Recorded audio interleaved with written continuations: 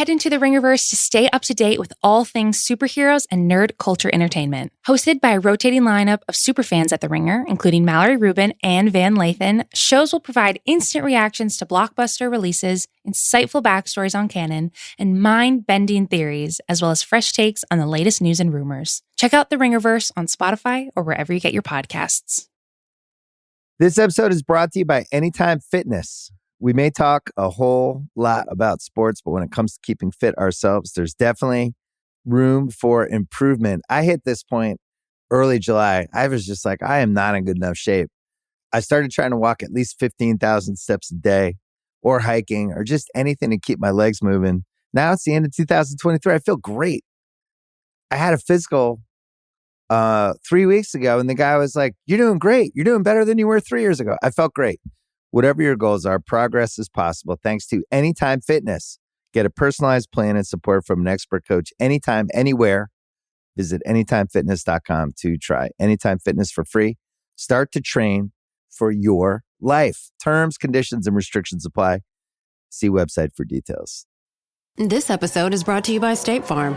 From your morning podcast to your afternoon playlist, State Farm knows you personalize your entire day. And that's why State Farm helps you personalize your insurance with the State Farm Personal Price Plan. It offers coverage options that help protect what you care about most at an affordable price just for you. Like a good neighbor, State Farm is there. Prices vary by state. Options selected by customer. Availability and eligibility may vary.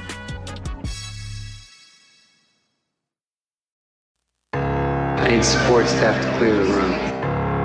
Stand up and walk, now. Hello and welcome to The Watch. My name is Chris Ryan. I am an editor at TheRinger.com, and joining me on the other line, the Hoagie King of southeastern Pennsylvania, it's Andy Greenwald! Oh, just here licking a water ice. Johan! I hope people are ready, because for the next 6 weeks, this is how Andy and I are talking. We are so excited because today on The Watch, we were joined by the star of Mare of Easttown, Kate Winslet. That was pretty crazy. That was an emotional experience for us because Kate Winslet is obviously an Oscar award-winning actress. She's one of the great actresses of her generation.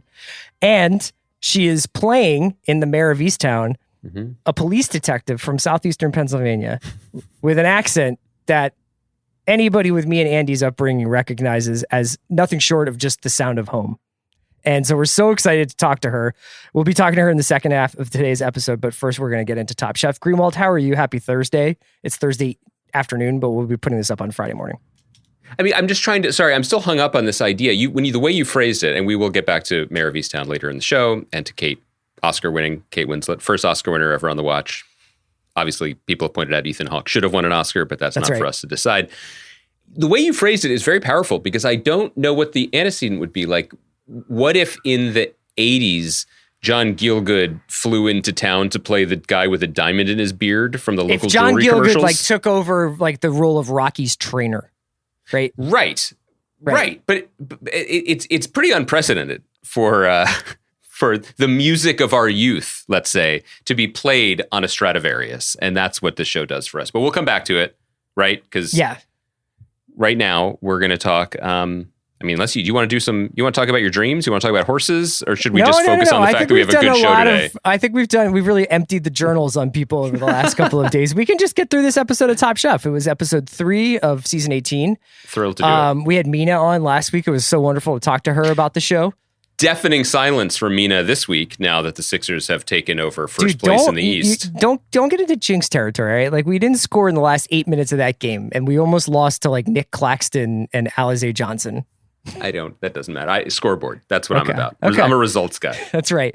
Not a process guy. As a Sixers I'm not even a watch the games guy. People know that. All right. So let's talk about Top Chef. I asked you when we watched it, what were your feelings on it? And if I may jump in front of you here. Please. To set you up, really.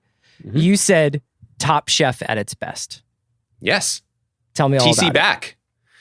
Well, I think there's two cases to be made for this episode as one of the best in recent memory. And I think the easy first reason is that this was an inspiring challenge that took advantage of both location, which we were excited to see because we were a little concerned that wasn't going to be possible during this pandemic produced season, but also took us on a journey culinarily and culturally, which I think Top Chef has increasingly become comfortable doing. And the result was a whole bunch of inspired chefs cooking their asses off. And, I mean, Talenti layers will do that to you. Well, we're coming to that. We will talk about that. That was Top Chef at its worst, and we will speak on it. But as people know, I think, especially longtime fans of the show, this show is at its best when the chefs are at their best. It's really not as fun as you would think to see a lot of people fall flat on their faces. And so the degree to which people stepped up, but also felt emotionally invested in the challenge, that generally results in great television. The second thing that I'll say is, as a long-term fan of Top Chef, this was the almost revelatory reward for watching a show evolve over the last few seasons. This episode would have been absolutely unfathomable to a fan of this program 3 years ago, 5 years ago, certainly 10 years ago. We've talked piece by piece as we've gotten into this show over the last year and a half about how a lot of the traditional metrics with which the Top Chef and its judges used to judge contestants have been inverted. This was the high point of that inversion and why it existed, I would say. And what I mean by that is, we were talking obviously about how the show now definitely places a premium on personal stories, yourself on a plate, as opposed to technically correct risotto or whatever. But the bigger thing was, and chefs commented on it in the episode, just a year or two ago, the idea of making every chef early in the season learn about, appreciate, and attempt to do justice to the food of the African diaspora would have been absolutely unheard of. So to give an example of what Andy's talking about, it was just last season that Eric and Brian Voltaggio were sitting on the steps of, I think, the Walt Disney Concert Hall.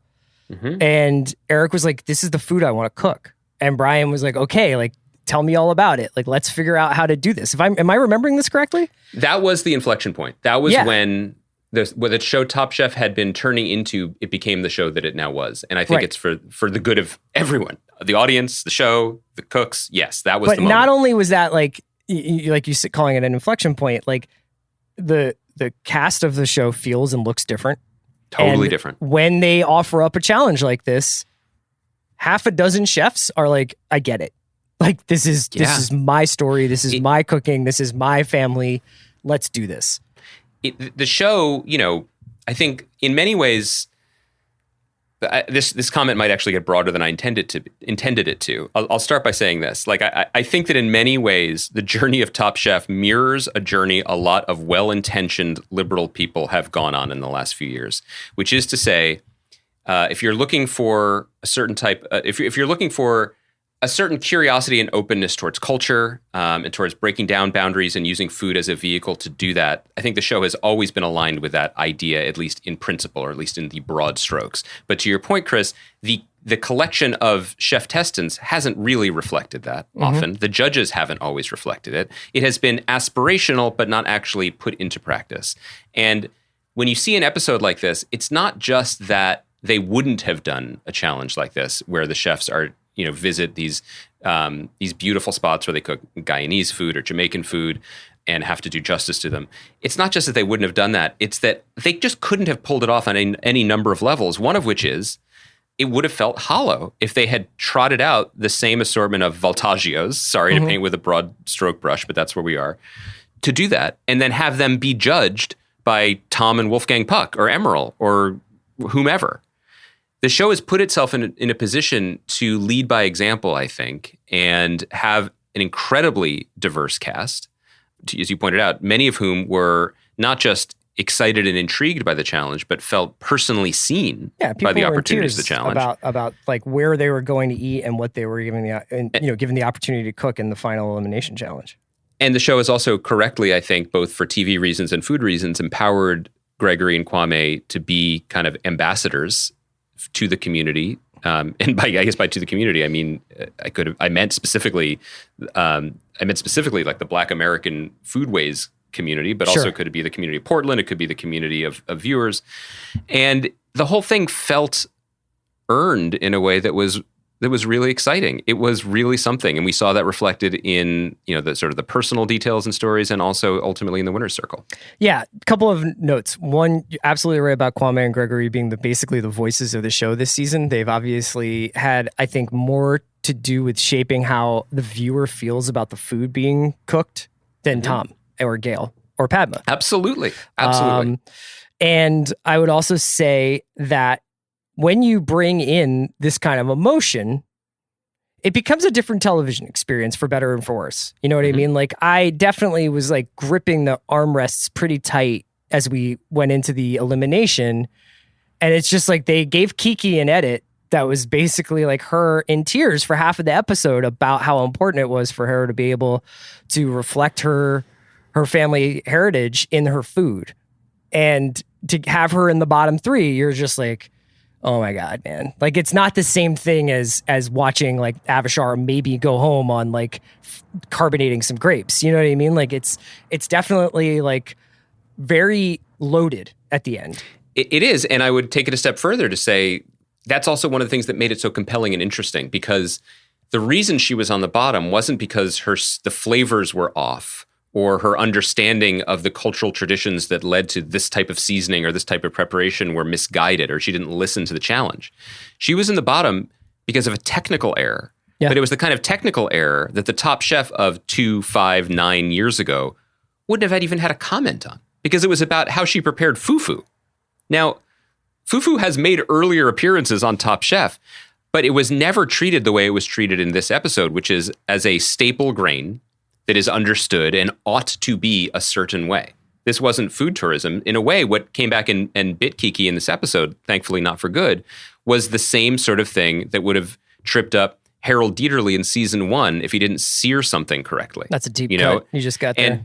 And big fan of Harold. Well, because last week Mina and I were talking about his restaurant Perilla, R.I.P., great spot. And what I'm trying to articulate was there was a lot of intersectionality at work here in a way that was really compelling and really fascinating, and who ended up on the top wasn't necessarily who you would have expected. Who ended up on the bottom wasn't necessarily who you expected. And the good-naturedness and grace with which all of the people involved in this show handled the collision of perspectives, cultures, attitudes was really uplifting, frankly, but also kind of inspiring, because you read sometimes about this that, and it's a cliche, that if you can break bread with someone, you can find a way to get along, right? Mm-hmm. And I guess a less pat way of saying that is that through food, we might be able to have some of the more uncomfortable conversations that we ought to be having. It's a more familiar way to get into it about things that might otherwise be difficult to articulate. And this whole episode kind of articulated that idea in a way that was really compelling. It was really cool. I didn't think it was any kind of fake humility, but they also didn't dwell on any of the more, not humiliating moments, but like Gabe from Portland being like, I can't believe I've never been here. When I think he goes to Akadi and he's just like, I didn't even know about this restaurant, and he's in the city that it's in, and it didn't nail him for it. It didn't dwell on it. Like, look at this corn dog. Like, he doesn't know. It's just like, but like, look, like it's a big world. There's a lot of different places out there. Top Chef, more than anything, has contributed to our idea of what a restaurant should look like, feel like, what it should serve, the way you should eat there. And it was awesome to get like a different mode of experience there. Absolutely. And look, nobody needs to listen to this podcast to hear us stand up for the white chefs here. But I thought that Brittany and Gabe, to their credit or to the editor's credit, they played the fools occasionally appropriately and well. You know what I mean? And Brittany being like, I can't handle spicy food. And Kwame being like, it doesn't have to be spicy. You just need to season it. Right. That's an instructive moment. And it was handled with, I thought, at least in terms of how we viewed it, with relative grace and goodwill and good spirit on both sides. I don't think, and to take that a step further, Shota's success here in this challenge is also really significant. Particularly Shota's, though, I want to say, because this idea of spicy food or whatever, like, Japanese food generally is not spicy at all. I mean, these are spices that are just not present in that cuisine. But because he is a really, really, really talented chef, he was like, I understand intuitively how to appreciate something and integrate it and end up with something that is respectful all around. So, I mean, I was dazzled by all the little moments that led up to an overall entertaining episode. We could get back into the weeds of the we can work backwards. I just want to say shout out Dawn. Oh, wait, let's end up with Dawn because I want to shout out her at the end because she deserves it. I think we should start with the quickfire, but also with one moment before it that I just want to flag. Okay. Which is, and you may have missed it because I don't know if maybe you guys are like this too, but generally when I sit down to watch Top Chef, I mean, there's a settling in period. There's the previously on, there's the, the San Pellegrino's giving you this much money. There's the weirdly chosen cover of Food and Wine magazine that's just like, chicken, it's great. So maybe you're still like, getting a snack or adjusting a blanket on your couch or whatever. So you may have missed the moment in the like, let's get ready for today montage where our boy Avishar was shaving himself with a straight razor, like either Al Swearingen or Keith Murray in a Def Squad video from the 90s. Yeah, I thought that was an incredible moment. I wish that there was a little bit more, and I would imagine COVID protocols have kind of changed this, that like we had a little bit more living all over each other footage and talking to one another. Because Avishar, who I would not call, like I never noticed his facial hair before. Because you know why? He uses Excalibur to fucking shave it off his face every morning. Like, and he's apparently like got Al Capone's male hygiene regimen. I didn't realize that knife skills extended into the living and domestic space on the show. Real talk. Do you think you would live through a straight razor shave if you gave it to yourself? Or do you think the jugular goes first? Oh, I would just end it early. Like, why draw out the suspense? My guy was treating his neck the way prisoners in Goodfellas treat garlic cloves. Like, it was just effortless to him. Baby. Yeah. He is running up my big board quick because of that. So, okay. So I had Avishar, to great moment there. And then Avishar continues to be the center of attention because for the second straight challenge between the elimination last episode and into the quickfire this episode, he, I think, brings I don't know, I wouldn't necessarily call it molecular gastronomy, but like a certain scientific flair to his cooking. And he made a local delicacy from where he's from in Columbus, called a Buckeye. It was the first time I had ever heard of this, which is essentially like a peanut butter bomb. And I thought, given Padma's reaction to the peanut butter bomb, I was like, this dude is done for. You know what I mean? She just looked like unhappy with the bite. She looked very unhappy with the bite. It also, I don't know whether it's we've just been spending a lot of time with these people or they're quarantined, but I was just like, it's probably 8 a.m. and they have to eat 15 desserts. Yes. Yeah. I don't think I've ever noticed before someone get dinged the way Maria did for portion size. Yeah. Also, that was an insane portion. And she did it again in the elimination challenge too. She just serves like a crock pot. She had that misfortune of going last though. Right. Still, though, it was a crock pot full of pureed beans. Yeah. I mean, that is like the first time I also heard the judges like cry uncle. And Tom was just basically like, this is really good, but I'm full. I mean, that we're skipping ahead, but that I agree with you. It was exciting, the fact that they loved all the food that much that they were eating enough to be full. But back to the beginning, I mean, it was a roller coaster because Avishar demonstrating that he belongs on Peaky Blinders was such a riveting beginning. And then my hopes and dreams fell off a cliff when they're like, it's a dessert challenge. Not only is it a dessert challenge, but it is a branded dessert challenge. These are the two things that, take your Buckeye peanut butter bomb. These are two tastes that do not taste good together as far as I'm concerned. Are you a big Talenti guy? I have no opinion on the matter. Okay. Are you? No, I mean, I'm not a Talenti guy, but it's never like the thing I reach for. Could you be if they were interested in podcast sponsorships? Look, I'm available. You know what I mean? Like, I think that that's the thing is like, I believe that we're trying to reopen businesses in this country. So as a business, I'm open. If you want me to change my name to Chrissy Talenti, we can talk about it. You're open to it. Anything is possible. That said, yes, I was impressed with Avishar and surprised at the result going by Padma's reaction. But the main takeaway for me from that opening was Sarah is an assassin. Like, yes. The shtick lasted an episode, right? I don't mean her shtick. I mean, like, the way the show is presenting her. Yeah. She is absolutely on another level. And the fact that she wasn't in the final 3 for the elimination challenge just says how good those 3 dishes were, because her dish looked amazing and it was spoken of reverently.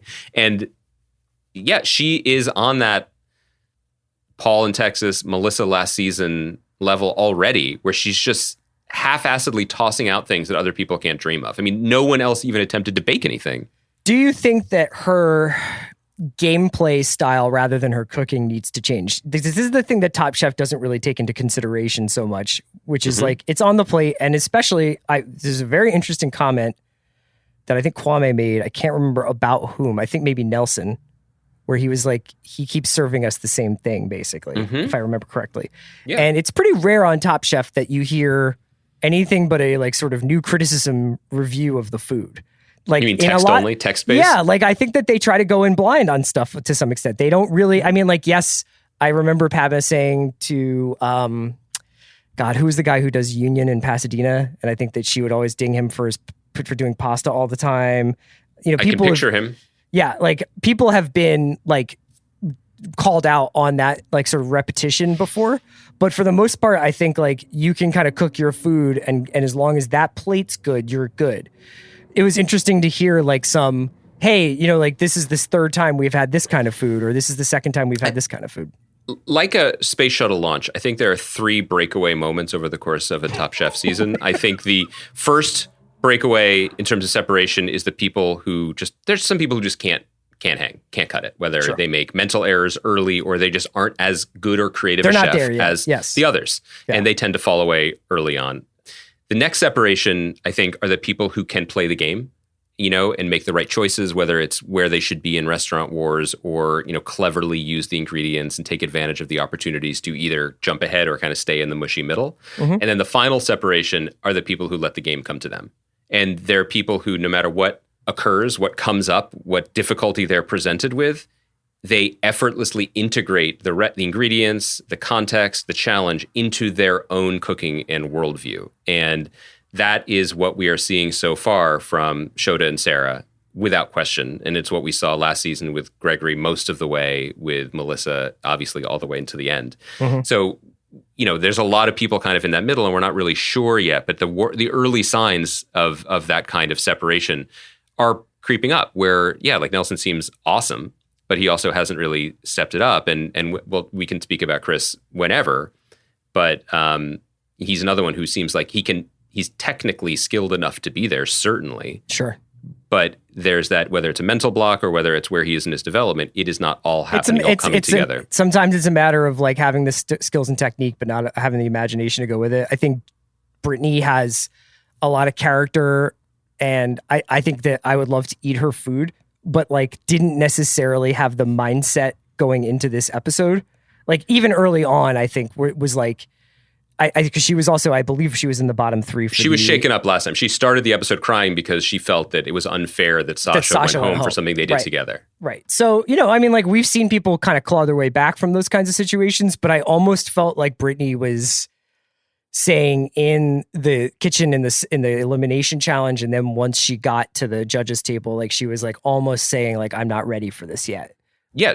I mean, that the intensity of this show can be such that when you are talking to the judging table at the end, it can feel like therapy. I mean, these people are broken down and exhausted even this early on. And she was literally just like, I don't know who I am or why I'm a cook. I mean, that was when she was done for the judges. Personally, the red flag for me was when she was like, I'm really not sure what to do. I'm torn between my German side and my Southern side. And I got to say, the Semitic side of me was like, that's a real Sophie's choice here. You know what I mean? Like, I think I'll just let you just choose yourself, and I'll go over to the other side. That's fine. Not going to mess with either of those sides. Let's talk about Dawn a little bit. I think we could go through. I don't know if you had a lot of elimination notes. No, I mean just that I love the whole challenge. I love it when they go into a community. The restaurant tour was awesome. But on top of that, I thought it was really cool because clearly, if they're doing these kinds of visits, there's a lot of protocols that go into it. Yes. So I think any effort that they make to go out into the world, it probably costs them in production. It probably is quite a logistical, like, kind of undertaking. Yeah. And I thought it was dope that the Akari and Matilda's and these places were like the ones that they showed. I think it was Herculean to do that and bring everyone together. And that was a big, full restaurant that they were eating in. Yeah. So I think you're right to point that out. I mean, the challenge of doing that, and they obviously I mean, we don't know yet, but I would guess they don't have a lot of those in the chamber for a I would season. imagine just we might budgetarily. not see that until Restaurant Wars. Yes, and so I was really glad they did it. They did it here. I also want to flag. We don't often talk about bravery on Top Chef, but Kwame walking to the restaurant and then eating curry goat and dipping food in red stew, wearing that fit. I can't do it. Do you know how bad I've gotten? That was incredible. So this is where I'm at in this whole process of our lives since last March. Yeah. Is like, I will sometimes summon, if not the courage, the moment of inspiration where I'm like, I'm going to put on a shirt with buttons. Mm-hmm. You know what Good I for mean? you. Like, I think I might dress up to sit down to dinner with my wife or something. And then there is like an inevitable thing where I put it on and first of all, I'm like, I look and feel weird. Second of all, I'm like, there is now a 9 out of 10 chance that something I'm eating is going to wind up on this shirt. I just have no concept of what's clean anymore. I essentially wear and wash the same sweatshirt every single day. Mm-hmm. And like, so Kwame being there and having the just utter grail shit that he is wearing, and then he's just like, we're going in, is like one of the great performances of the last year I've seen. Yeah, I find myself more I and can't more get often through a dinner wearing like a Gap shirt. You know what I mean? Yes. I maybe I'm regressing, but I feel on the same emotional and just feeding myself level that I felt when I was 3 years old, and the only button-down dress shirts I knew were the ones that I was allowed to take from my father's closet that he didn't wear to use as a smock in preschool. Like, I am about smock life at this point. Yeah. I do not trust myself or my hands in just the simple act of self-sustenance.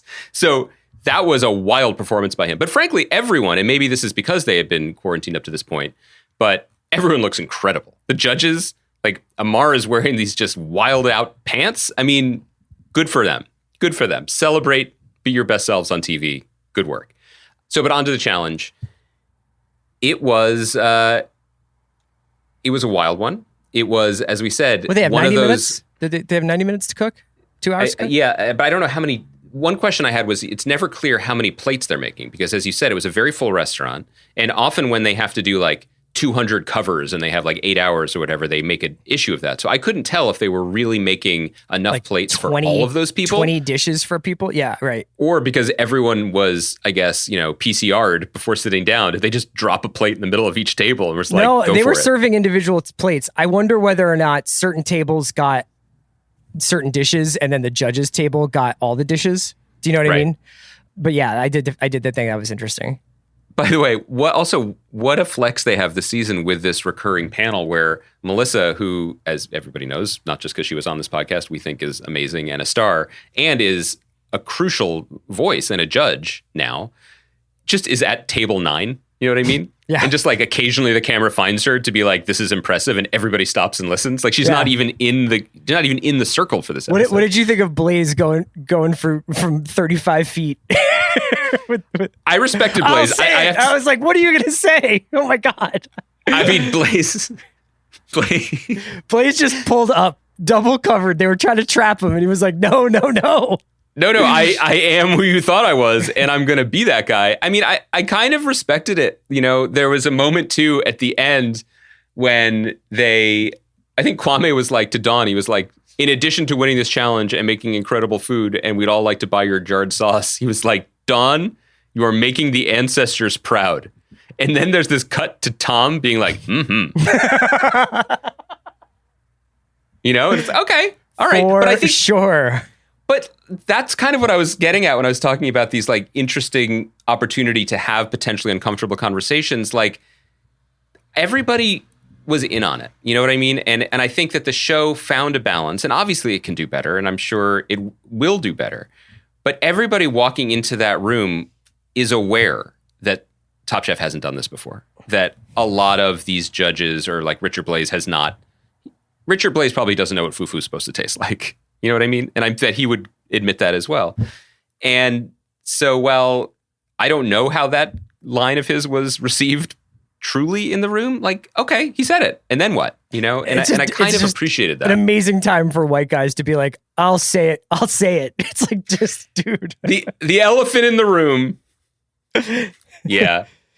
I just want to say, so we usually wrap these conversations about, did you want to hit anything else before we get to sort of like the final notes here? No, I think we should get to the winners and losers circle. Yeah, no, I mean, like, obviously that was like one of the most intense bottom threes I can remember seeing. So it was Kiki, Chris, and Brittany. It's really hard to, I after watching all these seasons, I'm sure you feel the same way. They still do a pretty good job of like, fainting one way, and you think, oh my gosh, like it really sounds like they're going to send Chris home here, and then it's Brittany. But I thought that was a pretty intense one. Obviously, Kiki, her sort of emotional relationship with the episode was such that, like, it was really like watching behind your fingers to like make sure she got through it okay.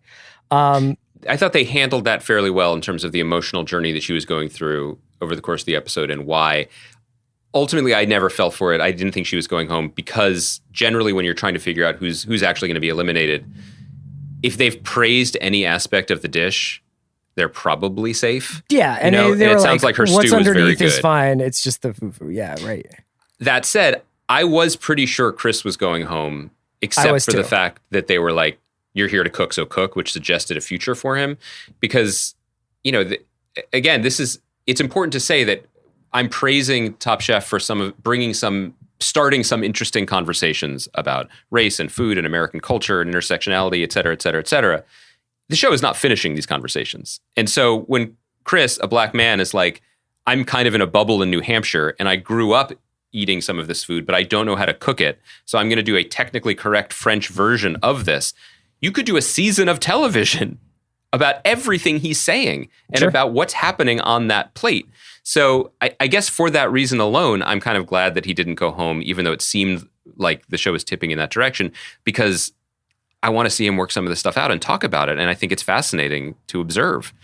And, Brittany was a gracious foil in a way for being the person who's just like, not only have I never had this food, I'm sweating. Yikes. But it was an interesting counterpoint when she was just like, I'm not familiar with these and it tastes too bold for me, so I'm going to tamp it down. Where Shota was like, this is too bold for me, but I'm just going for it. Sure. So Dawn wins the challenge. That is 2 now. I think that she's either 1 or she was in the top 3, correct, last time with the ribs? Correct. So Dawn is I think trending upwards. I would still probably put Shota and Sarah in a group of 2. And then Dawn right there at 3 with Jamie, I think.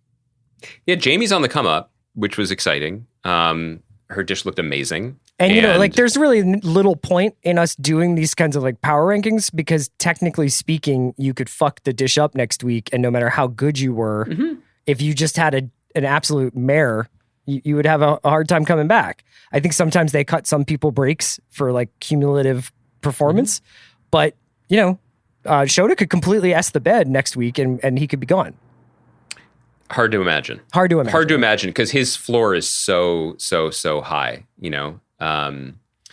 but in general, like I'm just pretty excited, not just for the quality of the cooking that we're seeing, but also the kind of crosstalk and cross currents, when like when Maria, is saying that I wanted tortillas, like this reminded me of Mexican food, that's awesome. Let's have more opportunities to explore that, and just this bold kind of uncharted future for this show and for cooking shows in general, where it's not about conforming the food that you know best into one box that everybody can identify and judge on the same level. It's not about that at all. It just feels like there are no boxes, and the show has embraced that. And Tom is nodding excitedly along with the ancestors, and I'm very curious where it's going to go next.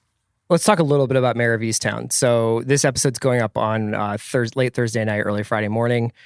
We obviously are going to talk to Kate Winslet about the show. I'll set the show up a little bit for people. And I think that you can listen to this interview without... then watch Sunday's premiere. Sunday, first episode drops Sunday. I'll just give you guys the sort of log line of what Mare of Easttown's about. It's about this woman named Mare, who's played by Kate Winslet, who is a police detective in a small town about, like, I would say 45 minutes west of where Villanova is. So it's Chester County. It's out like just about an hour west of Philadelphia. I have not spent a ton of time there, to be honest, in my life. I weirdly, I think spent more time in New Jersey than other parts of Pennsylvania as a kid growing up in Philadelphia. But I do know towns like it from my experiences in Philadelphia. And I think that the way that they depict this town and some of the hardships that it's facing is incredibly accurate. So she is a police detective. She's a former high school basketball star turned police detective. She's kind of living in a state of perpetual faded glory and also cynicism because of that faded glory. And the show as obviously, because she's a police detective, we're going to have a central mystery. And I don't want to talk too much about the details of that central mystery because it sort of matters in terms of the first episode. I don't want to spoil anything. But I would say that this is one of the most human and observant and beautiful portraits, at least in the first episode, of a town and of a group of people and of a community, even though they are under an incredible amount of economic stress, even though they are dealing with an opioid epidemic that's sweeping through the town, even though there's a lot of broken dreams, there's a lot of what I could have been versus what I wound up being. I felt like watching this first episode, and people will see Sunday night, like I immediately knew these people. I immediately felt like this was something that I hadn't seen before, and that the person who was making it, it's written by this guy named Brad Inglesby, knew exactly the story he was telling. It's got a great cast. Gene Smart's in it. Guy Pearce is in it. Julianne Nicholson is great. Julianne Nicholson is amazing in it. But I don't know, Andy, what did you think? I mean, without giving anything away, I think they combine some of the best qualities of the kind of Broadchurch mystery model with a kind of slice of life that we don't often see anymore. A little bit like Happy Valley as well, another great UK crime series that I hopefully people have checked out. But and I would say in the sense that when you watch a show like that, usually a UK or European show, and it has such a specific sense of place, you kind of just wish someone could pull that off in America. And I guess it took an English actress like Kate Winslet to do it. But when you watch the show, and I hope everybody does, because like Chris said, it's so far anyway, it's just fantastic, and I absolutely loved it. You will immediately pick up on some darkness and heaviness that is just part and parcel of our TV culture these days, and particularly stories like this. But almost immediately, I hope you'll find, like I did, that it is wonderfully counterbalanced with a deep sense of warmth and genuine heart and life underneath it. It's not dark to be dark. It's the story of people who would much rather not be dark, having to get up, put on their boots, and deal with it again. And there are moments of real humor also in it, thanks primarily to Kate Winslet's performance. We talked to her about a little bit of it, whether it's for reasons that you'll see. She's limping extravagantly through parts of the episode. There's an incredible moment involving a can of spray cheese that apparently was improvised, as we learned from the great Oscar winner, Kate Winslet. So we're really all in on the show for any number of reasons, but obviously her performance is the anchor that kind of sells it right away. Yeah, I would say it's an amazing ensemble, but it's kind of awesome to watch a TV show like this and see a rising, like the boat raise the tide rather than the tide raising all the boats. Or maybe in this metaphor, Kate Winslet is the tide, but her performance is at such a level. She's finally gotten revenge on the tide after Titanic. That's right. And her on-screen kind of magnetism is so intense that you're like, I'm watching one of the greats to ever do it get to stretch out over 6 hours and tell a story that I don't think would get made for film anymore. Or if it did, it would feel very compressed and it would be, I think, somewhat more cliched. Do you think she will come back on our podcast after the way we kept asking her to use her Delco accent? I think she seemed, as soon as she knew that we were from Philadelphia, I think she was a little shook because she was just like, the auditors are here, the Guardians of the Galaxy are in the building. There are no two icons more associated with the city of Philadelphia and its busted knuckle blue collar glory than the two of us. Two guys who haven't been to Chester in 30 years. Yeah. All right. So why don't we can end it there. Andy and I will be back on Monday where we will be discussing the first episode of Mare of Easttown. So please check that out on Sunday night. You will not regret it. We'll also probably touch on Falcon and Winter Soldier. More shows are coming. So we're excited to expand the palette beyond Marvel. And let's get into our interview with Kate Winslet. This episode is brought to you by Mint Mobile. New Year's resolutions are fun. the first couple of weeks. Then you kind of maybe conveniently forget about them halfway through January. No shame. It happens to us all. But this year I have a foolproof plan, at least when it comes to saving money. Just switch to Mint Mobile and you're done. Goal accomplished, because for a limited time, their wireless plans are $15 a month when you buy a 3-month plan. The great thing about Mint Mobile is there's no jaw-dropping monthly bills or unexpected overages, and all plans come with unlimited talk and text. Get this new customer offer today at mintmobile.com/watch. Additional taxes, fees, and restrictions apply. See Mint Mobile for details.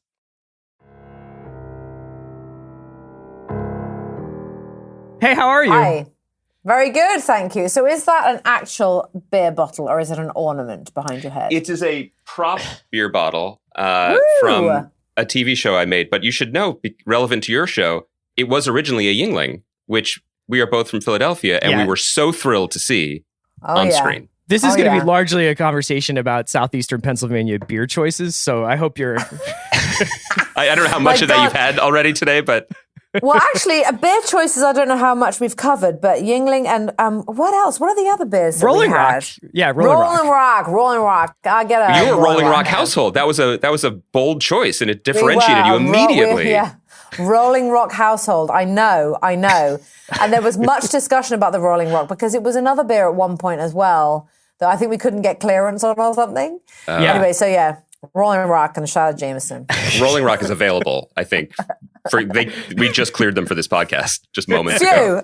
Few good. Okay. So we've already started, but we'll get into it again. We are overjoyed and thrilled and honored to have Kate Winslet on the podcast. The first Oscar winner ever to be on this podcast after 9 years. Usually we have participation trophy recipients. Yeah. Oh my God, how exciting. Wow, that's a very big deal. Oh, yes. Thank you for having me. And we are both huge fans of you as an actor, but particularly of this show and this role, not only because we are from southeastern Pennsylvania as well. And we're excited to talk to you about it. And since we have limited time, I want to jump in and ask you specifically about the process of becoming mayor, the titular mayor of Mare of Easttown. And I'm wondering if there was, and maybe this isn't how you work, but if there was a singular moment when you felt it snap into place, and whether it may have been the wardrobe, because there's incredible flannels on display from the beginning. Oh, I know, they're great. Whether it was the locations when you were actually, in southeastern Pennsylvania with Wawa signs in the distance, or was it when the cameras were rolling and you uncorked that first overdose? Because that's when it came alive for us. Oh my God. Okay, so did I nail the dialect then? Yes. It was thrilling. It was our love language. Truly. Oh my God, I'm so happy. You can't imagine, I think I probably felt, the most truly mayor ever because she's so sort of disgusting and yet charming. And, she's lovable, but she's loathsome. She's strong, but she's vulnerable. She's morally incredibly sound and then morally extraordinarily corrupt all at the same time. But I think for me, some of the more mayor moments were the private ones when she's on duty on the phone and eating in the car with her mouth full. These are some of the, these were just glorious moments to get to play. And truly, she became an alter ego for me. And I want to say this out loud now publicly, and I hope this goes far. I am much more like Mare of Easttown than I am any character I've played in any British period drama. Fact, okay? Fact. My mouth is almost as filthy as Mare's. Actually, possibly even slightly more so. And I'm no stranger to a bottle of beer, newsflash.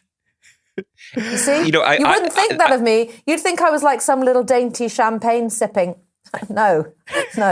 I'm chips, cheese, and beer, believe me. I don't remember the scene of you eating like a scrapple and egg roll on horseback in Sense and Sensibility, but it would have brought it more into focus, I think. If we had... I know, as would have been, me putting Cheese Whiz onto the cheese ball and piling it up as high as I could, which was my idea, by the way, added on the day. They had to go out and get extra Cheese Whiz. Because I did it so many times, I destroyed several bottles of that stuff. That looks as comfortable as I have ever seen anyone on camera, with you with 2 feet up on the table, a bottle of ice cold beer, and a ball of cheese. You seemed incredibly in the pocket there. And I was wondering whether or not, at what point did you start adding on to Mare? At what point were you like, she should be eating cheese in this scene, or she should be doing this in this scene? How much of it when you first started getting like sort of the feel for the character, did you start embellishing in with ideas of your own?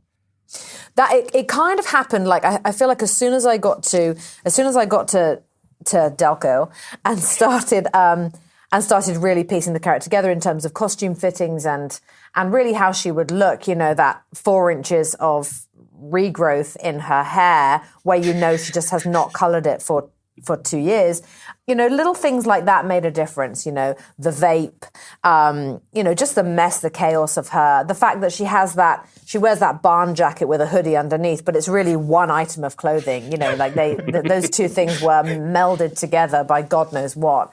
And the food, the food and the drink aspect of Mare played a really huge part as well. And I embellished and added all along the way, particularly Jean Smart and I, yes, we had an incredible script written by Brad Inglesby, who is from that area.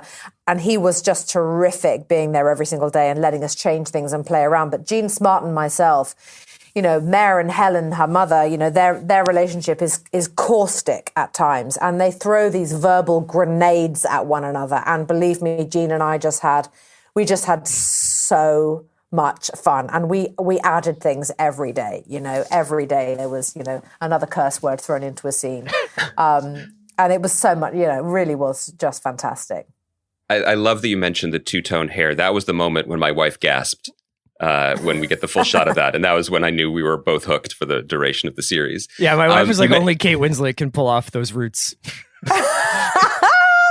Well, it wasn't an accident, it was a heavily thought through process. And actually, when you do see Mare in flashback, which without giving anything away, we do see, it's a freshly coloured head of hair. And, we wanted to make that distinction because obviously so much happens in her life that is backstory that amounts to essentially who Mare is in the present day and sort of informs pretty much every action that she takes and every breath that she takes as well. And, that's what I love about the show is that, yes, it's set in a small town and there is a murder that needs to be solved at the heart of it. But it is very much about community and family and shared history that you have with people and regret and forgiveness. And it's messy and complicated in the way that a lot of, real small towns actually are. I mean, that's what it's like where I grew up. And for most people I know, it's similar.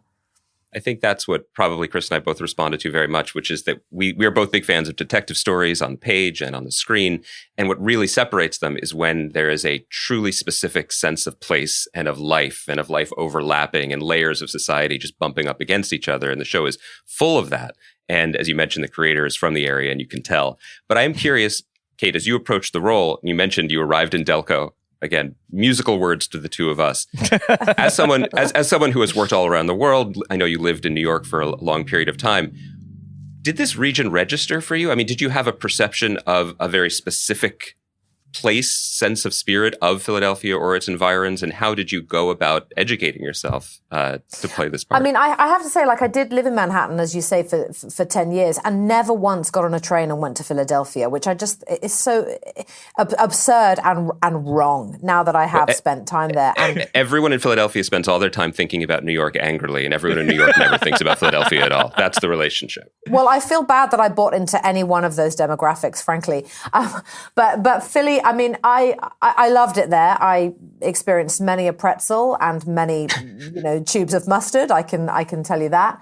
It's a special place, these townships that are filled with, people for whom their homes are very important and community really means a huge, huge amount. And you can feel that. It's a very sort of palpable energy that I think you get from the place. And it was something that we really wanted to make sure we put into the show, because it is the heartbeat of the story is Easttown itself, and spending time with those people and really getting to know a lot of locals and working with Easttown Police Department and Marple Township Police Department. There are people there to whom I am indebted forever because they helped us so much, in particular me, with the creation of Mare and the detective-y side of Mare, as we would call it. It was an amazing time. I loved it. I really loved it. I miss playing her. It's crazy. I wrote to Brad Inglesby, our writer and showrunner, the other day, and I was like, oh my God, I think I really miss Mare. What are we going to do? we have suggestions. Yeah. Speaking of Brad, when you meet somebody who obviously has such a personal connection to the geography of where the story is set, and obviously, I would imagine themes from the story, how much of a difference does that make when you're working with someone where the work is obviously like carved out of them to some extent, rather than it's just like a pitch or it's a twist on this story that we've already heard? Like, this really does feel like a very personal work for everybody involved. Yeah, you're absolutely right. And for Brad, he would often cite various different like family members or friends or memories or experiences he has as a kid that had absolutely inspired, various different characters or themes within our show. And plus he has the accent as well, and so does his wife.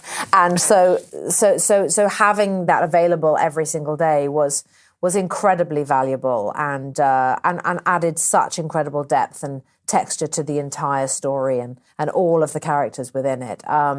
It was fantastic. It was just fantastic having that. One of the things that impressed me the most about the piece, and I haven't seen all of it yet, but you can already tell from the beginning, is that while it deals with heavy subject matter, there's a darkness to it. It's a very painful end to the premiere episode that we won't spoil. Despite the darkness, there is and despite the cold, which is quite punishing, even though no one wears sensible hats, which does track with my experience growing up there. There's a persistence of, I don't know whether it's lightness, I don't know whether it's hope, maybe it's just sort of the warmth of humanity, or maybe it's just everyone being pushed up against each other in houses that abut each other. But there is something there that keeps the show from sort of subsuming itself in darkness, which I think is a problem with, frankly, with a lot of prestige television or whatever you want to call it in general. And I wonder if that's something that you were aware of as well from the beginning, and something that you and Brad and the rest of the team were conscious of and fought to preserve, a sense of life amidst the creeping absolutely darkness. that sense of life, that sense of shared history, that sense of people's backstories overlapping and intertwining. We really built all of that because you can't, as actors, you can't just show up and do the lines and expect for that character to be truthful. There would have been a hollowness to the show if we had done that. So we did all spend a lot of time together. Rehearsal was very extensive. Whenever we'd have a new actor show up who hadn't worked with us yet, significant time would absolutely be spent with that actor to make sure that they felt really integrated into our world that we were creating. In terms of the brevity and the lightness and the humor that you're talking about, a lot of that was absolutely written in by Brad, being very aware that, of course, we did need that, and we put the audience through so much that you have to give them, a few gags and a few laughs along the way. Craig Zobel, our director, was really the he was the person who would be like, we have to laugh now. Okay, I'm sad. I'm feeling sad. I want you to do something funny. So then Gene Smart and I would do something funny.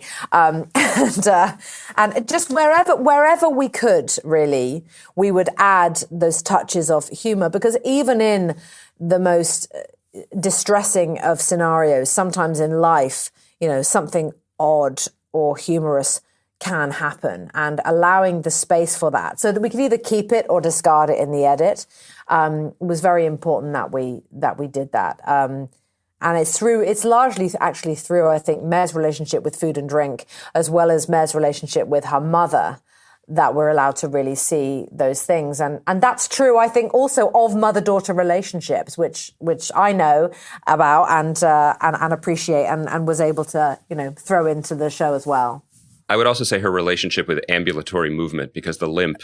Yeah, the limp is great. The limp is so real and so funny and so just persistent. It's just fantastic. But it's just so annoying, isn't it? It's just so annoying to have a limp like that, and it's such a dumb injury that did it. And I love the way that we did add this as well. That as soon as when she gets into the house and she goes right to the freezer and she doesn't get out an ice pack, she gets out a bag of frozen mixed vegetables. That's on her ankle. And I remember getting there, and props were like, so we have potato chips frozen, we have peas. I'm like, it's got to be mixed veg, and they have to be diced, and we have to see it on the packet. I know. Mare's going to turn into like a meme, isn't she? It's going to be. Yeah. I wouldn't be surprised. We almost don't deserve her. I mean, it's too good. I know, she is kind of great. I really miss her. It's terrible. I kept her barn jacket, and it's on my hook in the house. And and the other day I put it on and just sat on the couch, and my 17-year-old son turned to me and he was like, okay, you're scaring me. I'm like, oh, just for a minute. It's just a moment. Just let me. Come on. He's like, okay, that's weird. Just let me say hoagie one more time. Yeah, I was wondering, do you have to, just because we haven't finished the series, but I don't want to spoil it for anybody, but Mare is an ex-basketball player. And do you have to develop an affinity for basketball and playing, even just to have that mentally in your head while you're playing the character, or is that a bridge too far for you? No, it was definitely not a bridge too far. But, I've had 3 children. Like, you really want me to jump and land and not pee myself?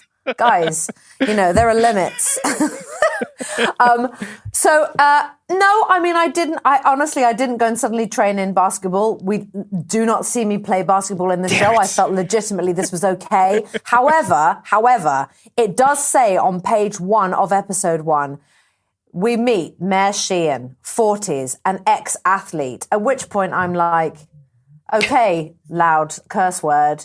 That means I now have to be an ex-athlete. So I did, there were some things that I did up in terms of the exercise regime, which I have to be honest, in the end became kind of critical to me in playing her. So I became obsessed with my Peloton bike, absolutely obsessed. And I would every day I'd come home from work and that would be my sort of my releasey thing is I jump on my bike and would sometimes just scream and yell and cry and sweat for 45 minutes and stay fit. Hey, bonus. Yeah. Is it okay that we imagine you doing that with the Rocky theme playing? Is that a bridge too far, or is that appropriate? Go there, go okay. Right there, and stay in that happy place. So Chris is mentioning the basketball. I did want to mention one specific scene in the pilot that I just thought was really extraordinary, and it's the scene when you and the other 4 starters of this legendary high school basketball team are waiting in the wings to be introduced for this anniversary evening, and there's a great deal of tension and crosstalk and petty jealousies and much deeper emotions. And I just thought it was such a terrific window into a moment that we rarely see, where women, all of who have had very different lives, have accomplished a lot, or maybe not as much as they would have hoped. And within a second, they are back to who they always were. And they cannot escape the petty everythings that define them as teenagers. And it was really a powerful kind of moment and a powerful window into not just these characters, but the type of storytelling that I think Brad and you and the rest of the team wanted to tell. Well, a lot of that, that specific conversation that you're talking about was absolutely in the script, but there was a lot of embellishment, shall we say, from me. I was talking to Laurie. He's like, "You love me, yes, you do." All that was all added on the day, to the point that the camera crew who were doing a handheld shot would be just pissing themselves laughing, and I would be saying to them, "Guys, you can't laugh because then I'll laugh."